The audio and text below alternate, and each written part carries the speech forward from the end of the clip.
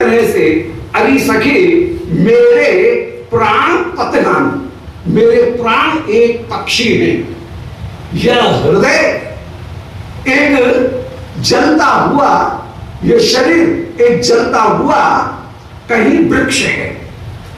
और विरह की इस वेदना को देख करके, विरह की इस ज्वाला को देख करके ये प्राण रूपी पक्षी अपनी खोतर से निकल करके ऊपर चढ़ते चढ़ते उपकंठ तक, ऊपर के शरीर तक पहुंच गए और अब इस वृक्ष को छोड़ना चाहते हैं। ये प्राण पखेरु उड़ना चाहते हैं, परंतु अरे सखी तूने आज ये गोधूली नहीं दिखा दी, मानो मरे हुए को संजीवनी प्रदान कर दी है। इसी भाव को प्रकट कर रहे हैं। पंक्ति देखें कि यदे तत्कंठान में शमित दवधु प्राण पतगान, के अभी तक प्राण रूपी पतगान माने पक्षी उपकंठ पर आ गए थे, अर्थात मेरे प्राण कंठगत हो रहे थे, निकलने वाले थे, प्राण कंठगत हो रहे थे। परंतु शमित दवधु, जैसे कोई अग्नि को शांत कर दे, उस वृक्ष में जो भीतर खोतर में अग्नि लगी हुई है वो अग्नि यदि शांत हो जाए तो पक्षी उड़ते उड़ते फिर से आकर के अपने घोंसले में ही विराजमान हो जाते हैं। इसी प्रकार मेरे प्राण अभी तक उड़ना चाह रहे थे, अब वे वापस हृदय रूपी अपने घोंसले में आकर के विराजमान हो गए। कौन कहता है कि यह गोधूली है? यह तो गोधूली नहीं है, बल्कि यह तो मृत संजीवनी है। वही अपन द्वितीय अलंकार का प्रयोग है कि ये गोधूली नहीं है, बल्कि यह मृत संजीवनी बूटी है, मरे को जला देने वाली यह अद्भुत बूटी है। इस गोधूली का दर्शन करके आज हृदय निंदे, आज मेरे जो प्राण हैं वो शमित दवधु, दवधु माने अग्नि, जो अग्नि है तब वो अग्नि वो जब शांत हो गए हैं तो मेरे प्राण जो उपकंठ हो रहे थे वे वापस हृदय में आकर के विराजमान हो गए। जैसे वृक्ष के अंदर की ज्वाला और धुएं के कारण जो पक्षी वृक्ष के ऊपर बैठे थे वे वृक्ष को छोड़ करके बाहर जाना चाहें, पर यदि वृक्ष की अग्नि शांत हो जाए तो पक्षी वापस अपने घोंसले में आकर, अपने घर में आकर के ही शांति पूर्वक निवास करने लगते हैं। इसी प्रकार मेरे प्राण रूपी पक्षी भी आज उपकंठ हो रहे थे, गले में आ रहे थे, परंतु वे हृदय रूपी घोंसले में फिर से अवस्थित होते हुए चले जा रहे हैं। हृदय निंदे मंदे, ये हृदय में ही विराजमान हो रहे हैं। तो तभी हम मृत संजीवन विदम, अरे सखी मुझे तो ये लगता है कि ये गोधूली नहीं है, बल्कि यह मृतकों को संजीवनी प्रदान करने वाली होकर के विराजमान। दोबारा सुने, न गोधूली भद्रे, अरे भद्रे ये गोधूली नहीं है। अनुभव देख, अनुभव करके देख कि भवति इदम विधुरजा, यह तो कपूर होता है, यह तो कपूर जैसी है। दृश्यम तृप्ताम दूरा दिशति, ये नेत्रों को तृप्त करती हुई दूर से ही मेरे नेत्रों में प्रवेश कर रही है। किमितवादी सखी दिशम, तूने दिश क्यों कहा? तुझे तो दृश्य कहना चाहिए था। ये तो मेरे नेत्रों को आनंदित कर रही है। यदि तत्कंठान में शमित दवधु प्राण पतगान, मेरे जो प्राण रूपी पतंग माने पक्षी आज कंठ में आकर के बाहर उड़ना चाह रहे थे, आज शमित दवधु जब अग्नि शांत हो गई है तो हृदय निंदे, वे प्राण दोबारा हृदय रूपी घोंसले में आकर के आनंदे, हृदय में आकर के हृदय आनंदे, हृदय निंदे, हृदय में आकर के वे प्राण विराजमान हो गए हैं। अभी सखे मंदे, तभी मृत संजीवन मिदम, ये गोधूली नहीं है। मुझे तो ये लगता है कि ये मृत संजीवनी ही है। इस प्रकार अपनुति अलंकार का प्रयोग करके प्रकृतम यदि निषिद्धान्य स्थाप्यते तत् अपनुति, प्रकृति का निषेध करके जब उपमान के रूप में, प्रकृति के रूप में वस्तु की स्थापना की जाए उसका नाम अपनुति। तो ये आज धूली नहीं है बल्कि या तो मृत संजीवनी है। आगे कह रही है कि मदर्थम तत्प्रेयो बदन नदन स्वेद कणिका हरण शैत्या मोदी विपुल कर्ण प्राच्य पवन अहो भाग्यम स्पृष्ट्वा सपद ललते जीवयति माम जगत प्राणो नामना भवति गुणतोक्तेश नृतरा। बोले अभी सखी मदर्थम तत्प्रिया, अब यहां पर एक रूपक है कि श्याम सुंदर के पास से भिड़ करके यदि वायु श्री किशोरी जी के पास में आ रही है, उस वायु की श्री किशोरी जी वंदना कर रही हैं।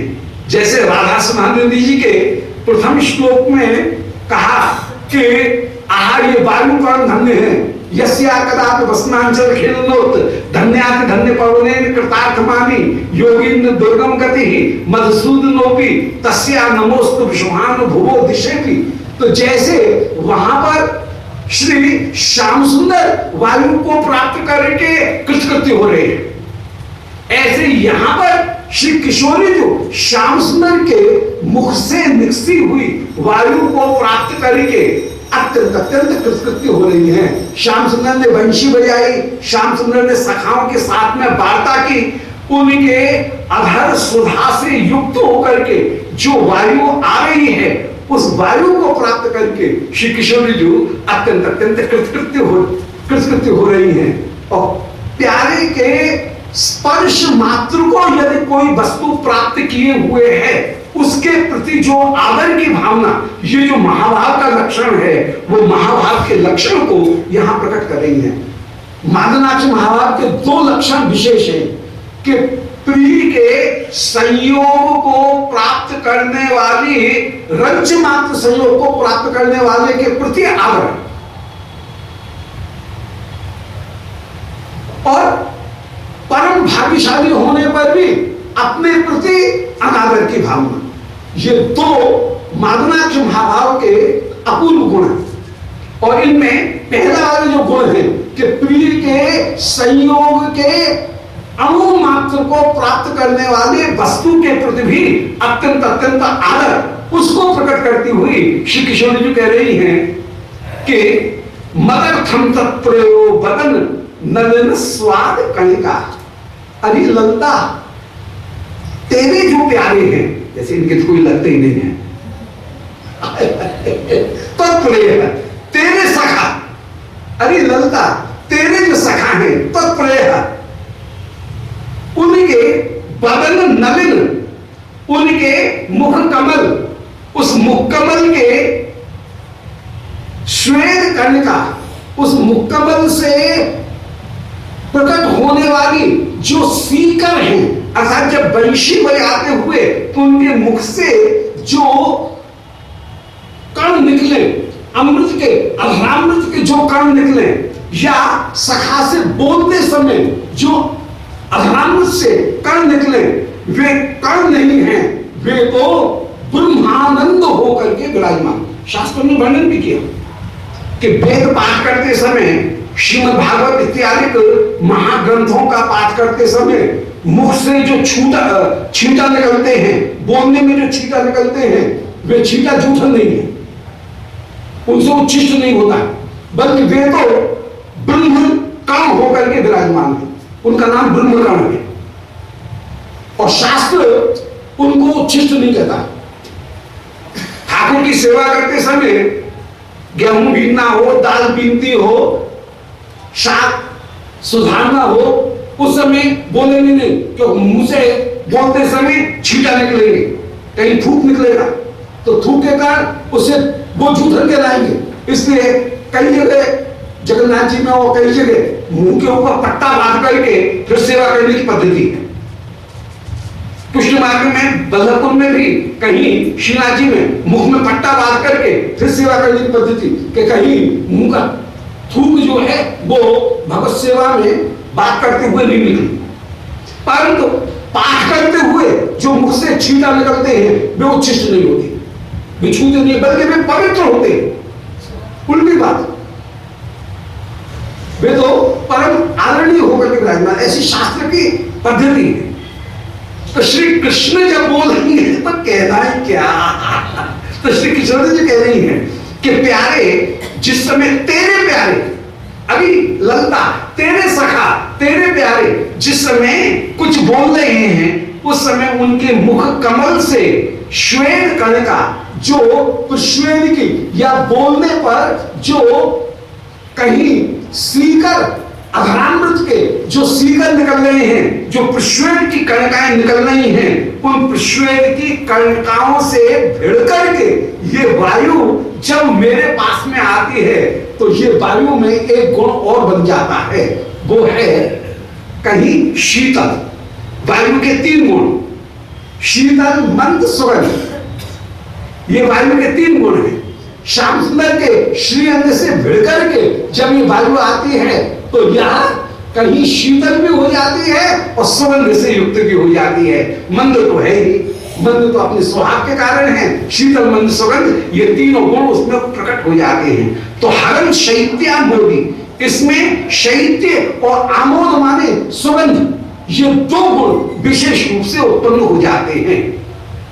विपुल करुण प्राच्य पवन, ये पूर्व दिशा की वायु कितनी करुणामय है कि यह प्यारे के मुख के अमृत सीकरों से तो शीतल हो गई और प्यारे के मुख की अपूर्व गंध उससे आमोद माने सुगंध से युक्त होकर के ये वायु पूर्व दिशा से मेरे पास में आ रही है। अहो भाग्यम। श्री किशोरी जी श्री श्याम सुंदर के शब्द स्पर्श रूप रस गंध इनका आस्वादन लेती हैं और श्री चैतन्य चरितामृत में गंभीरा लीला में श्रीमद् महाप्रभु जैसे राधा भाव में श्री श्याम सुंदर के शब्द स्पर्श रूप रस गंध इनका आस्वादन लेते हैं, वो ही भाव यहाँ पर, वो ही भाव दशा श्री प्रिया जी के विराजमान है, जिसका वर्णन श्री चैतन्य चरितामृत में महाप्रभु की गंभीरा लीला में किया और यहाँ पर उसी लीला का वर्णन इस सर्ग में किया जा रहा है। चैतन्य चरितामृत उसमें श्री गोविंद लीलामृत में उसी का वर्णन करते हुए कह रहे हैं कि समय मदन मोहन सखितनोति नेत्र स्पृहाम, समय मदन मोहन सखितनोति कर्ण स्पृहाम, सखे समय मदन मोहन सखितनोति जुवास स्पृहाम, समय मदन मोहन सखितनोति स्पर्शस्पृहाम।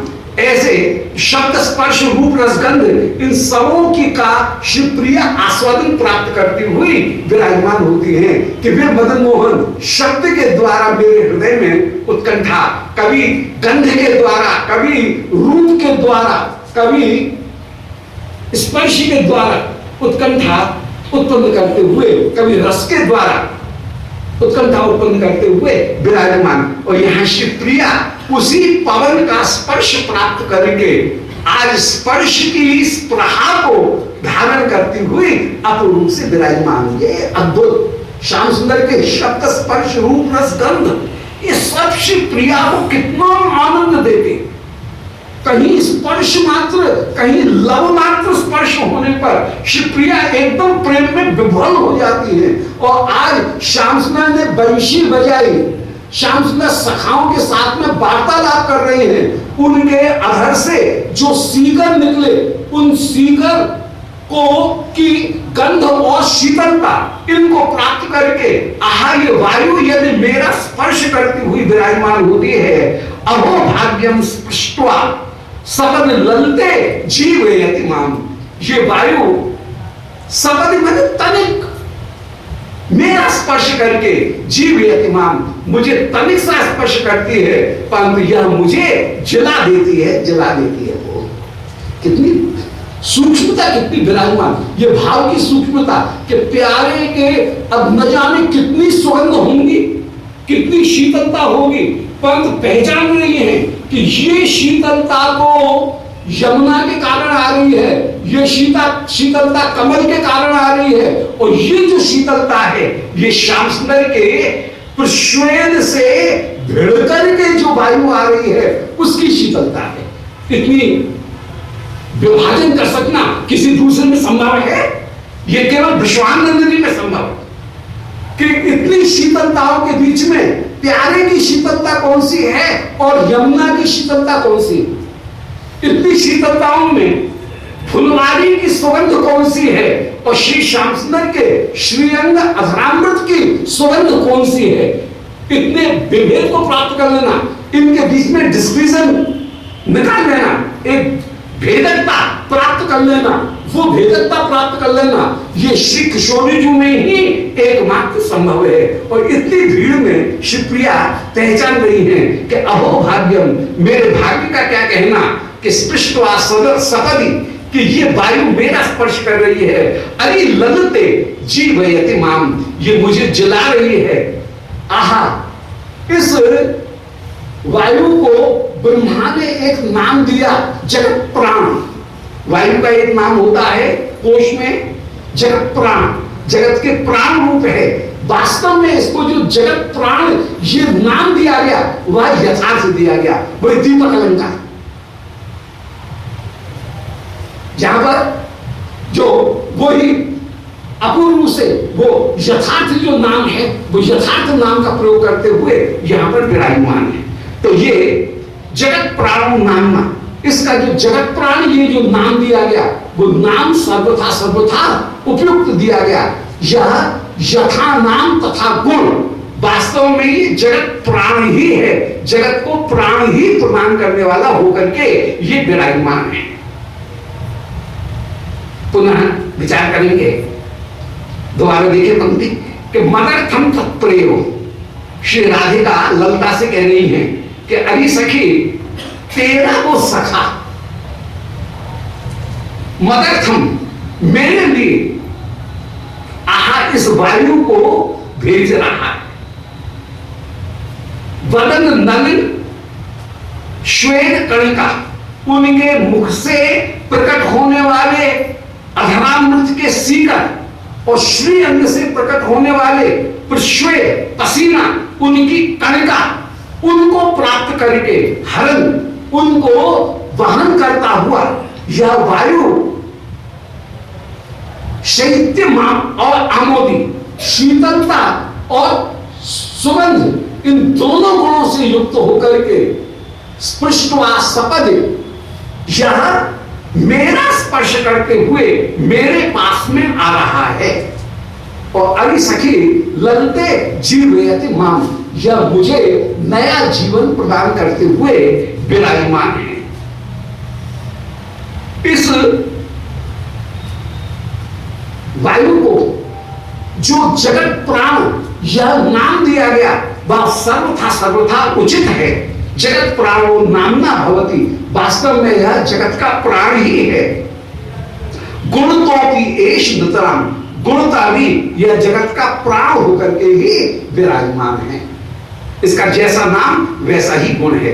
ऐसा ही वायु मेरा स्पर्श कर रहा है। और श्री गोविंद में जो वर्णन किए गए बिल्कुल वही भाव कि समय मदन मोहन सके तलोते स्पर्शस प्राहम, वो मदन मोहन मेरे श्री अंग में स्पर्श की स्पृहा उत्पन्न करते हुए विराजमान है। सौंदर्यम ललनाद धैर्य दलनम, गोविंद का श्लोक है। सौंदर्यम ललनाद धैर्य दलनम लीला रमास्तमनि वीर्यम कंदुकताद्यवर्य मवला पारंपराधे गुणः शीलम सर्वजनान रंजन महो यस्याय मस्मत् प्रभु कीर्ति लोक जनावनीय अवतार कृष्णो जगन मोहन। जगन मोहन कृष्ण अपने शब्द स्पर्श रूप रस गंध, अपने जो ऐश्वर्य यश वीर श्री ज्ञान वैराग्य, इन सब के द्वारा मेरे चित्त को आकर्षित करते हुए, षडेश्वरी के द्वारा मेरे चित्त को आकर्षित करते हुए विराजमान हो। षडेश्वरी का वर्णन कर रहे हैं कि सौंदर्यम ललनादि धैर्य दलनम, जिनका सौंदर्य ललनाओं के धैर्य का दलन करने वाला है, जिनकी लीला रमा स्तंभनी, लक्ष्मी को आकर्षित करने वाली, जिनका वीर्यम पराक्रम कैसा है कि तंतुकताद्र बड़े मामला, जिन्होंने गोवर्धन को गेंद की तरह से उछाल दिया।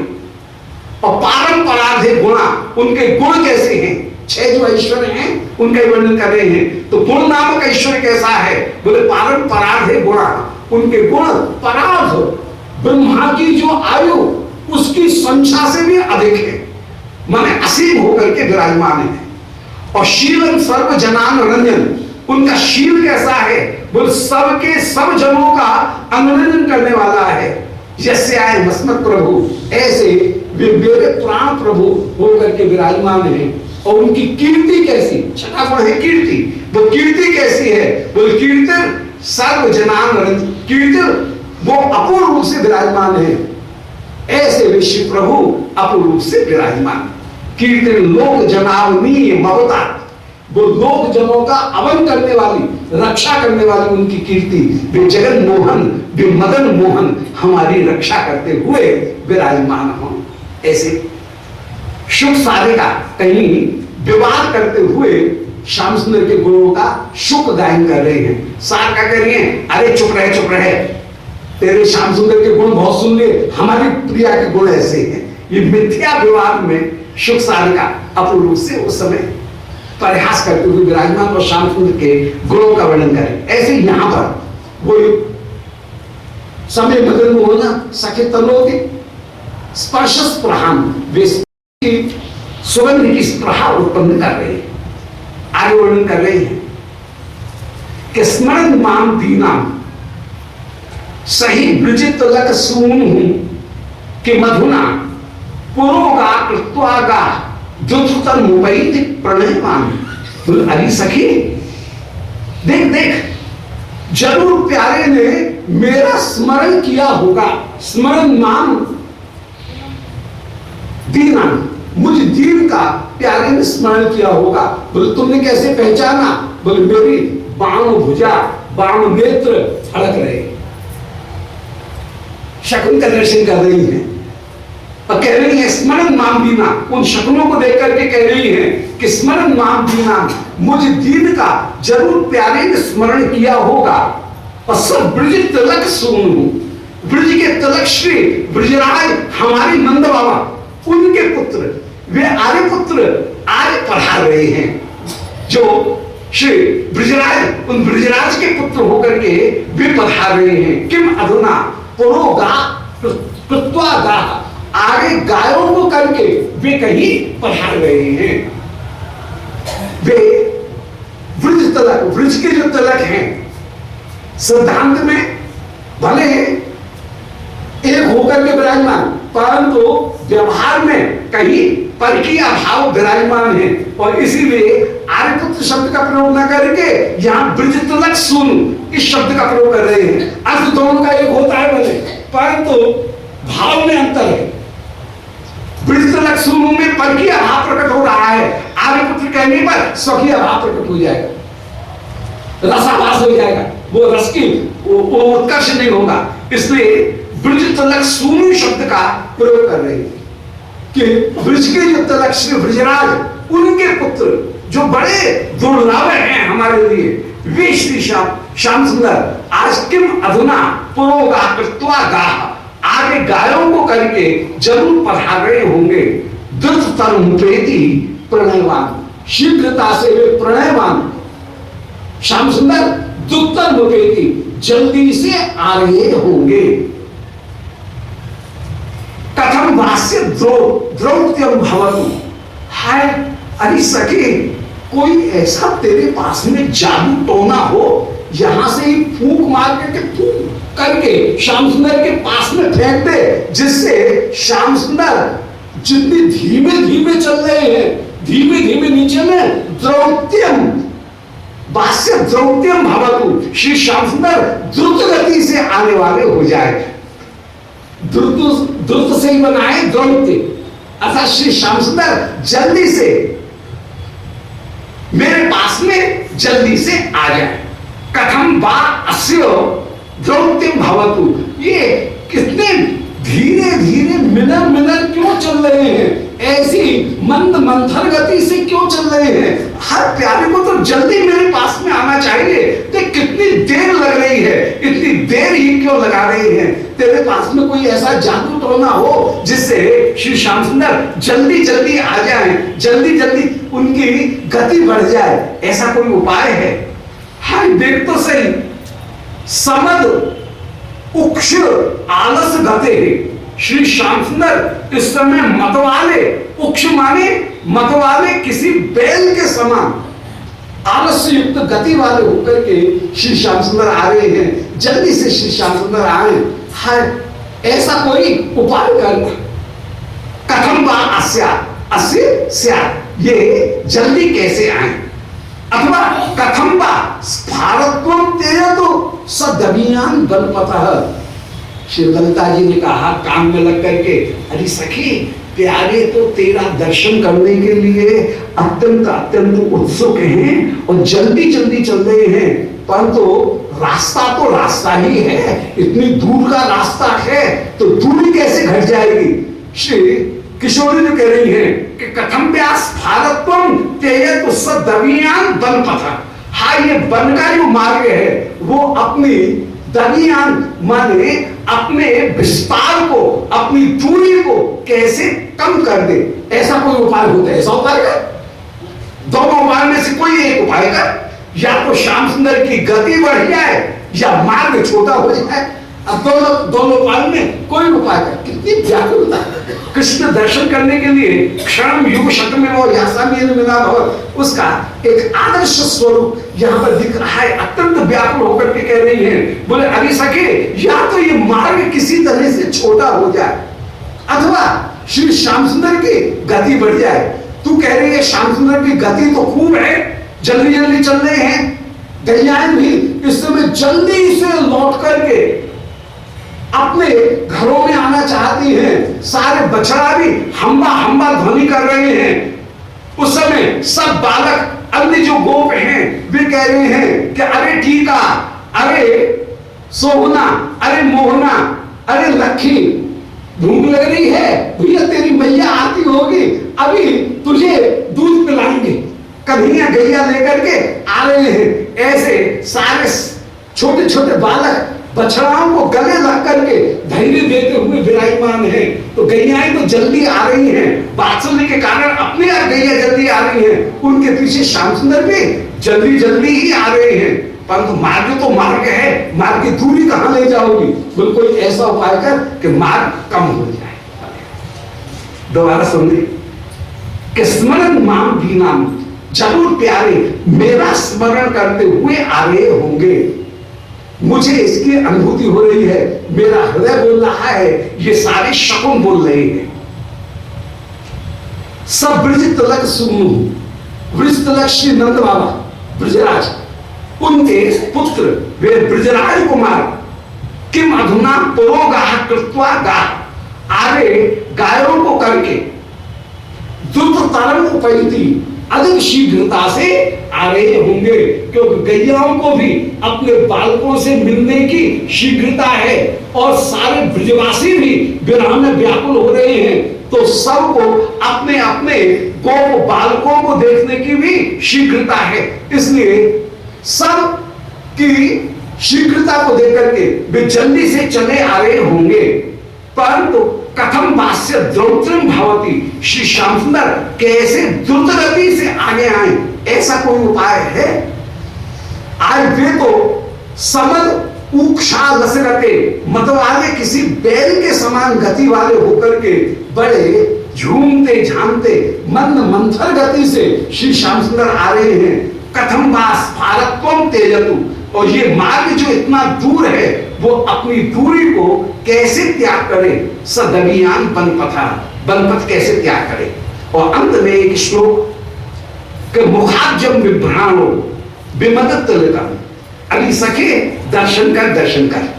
श्याम सुंदर का मिलन में अब मिलन प्राप्त करा रहे हैं। श्याम सुंदर इतने में पास आ गए और उस समय श्री श्याम सुंदर की शोभा का वर्णन कर रहे हैं कि मुखाब्जम विभ्राण। श्री श्याम सुंदर ने मुख कमल धारण कर रखा है, विमल तिलकम, जिसमें तिलक पुछ रहा है, तिलक धूल से दबता हुआ चला जा रहा है, चमकीला तिलक नहीं है। इतनी गैया चला करके कुश्ती लड़ करके आए हैं सखाओं के साथ में, तो विमल तिलकम, तिलक जो है वो भी कहीं फीका पड़ा हुआ है, उस समय भी शोभा। हाँ, ये एक विशेषता है कि हर दशा में शोभा, इसी का नाम है मधुरमा। माधुर्य उसे कहते हैं जहां प्रत्येक दशा में शोभा हो, उसका नाम है माधुर्य। नित्य नूतनता की प्राप्ति हो, उसका नाम है रमणीयता। क्षणे क्षणे नवतामुपैति तदेव रूपम रमणीयताया। जहां रूप के चारों एक लहर दिखे, उसका नाम है लावण्य। तो लावण्य, माधुर्य, रमणीय, ये तीनों वस्तुएं अलग। तो आज